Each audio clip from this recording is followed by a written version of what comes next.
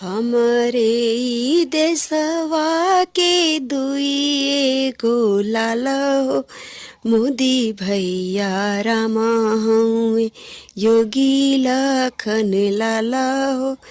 हमारे ई देशवा के दुई गो लाला हो, मोदी भैया रामा हउए योगी लखन लाला हो।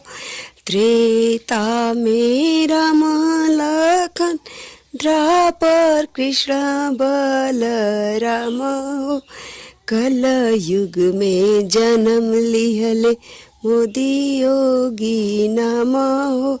कल युग में जन्म लिहले मोदी योगी नाम हो। मनवा की बात कही मोदी देले